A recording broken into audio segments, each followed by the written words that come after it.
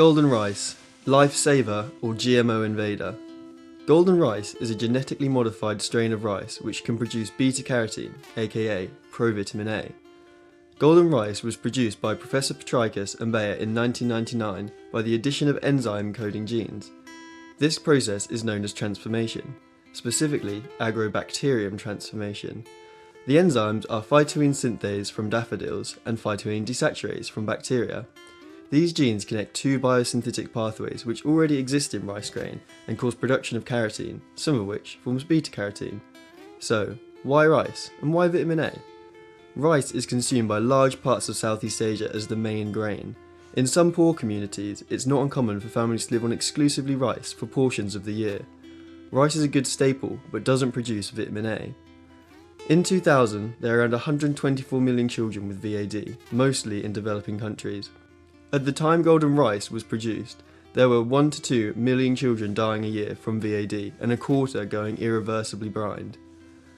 GR2 is a strain of golden rice which is able to produce up to 31 micrograms of beta-carotene per gram. 150 micrograms is the minimum RDA to avoid vitamin A deficiency. Assuming only 10% absorption efficiency and no other source of vitamin a child would only have to eat 50 grams of rice a day. This amount is widely available. Vitamin A absorption is also capped by the body, so in times of plenty it's not possible to have too much. So, why do we still have VAD? To this day, golden rice is still not being grown anywhere but test sites in the Philippines, Bangladesh and the US. From the first production of golden rice, it took over 4 years to plant the first crop, and instead of being in the Philippines or Vietnam, it was planted in Louisiana.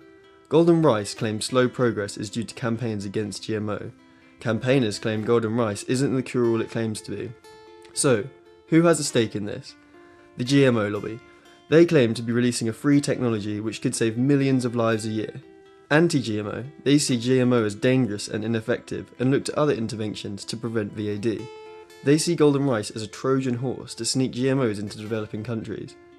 Most importantly are the people on the ground, the farmers who will grow it and the people who are suffering from VAD. Some people argue their health is being used as a piece in a game. The big ethical issue surrounding golden rice boils down to efficacy versus image. Golden rice proponents claim that golden rice is ready and calls the opponents murderers for not allowing people access to it. It uses results from a study in China to support this. Opponents claim that golden rice isn't actually a useful product and is being used to improve the image of GM and big corporations.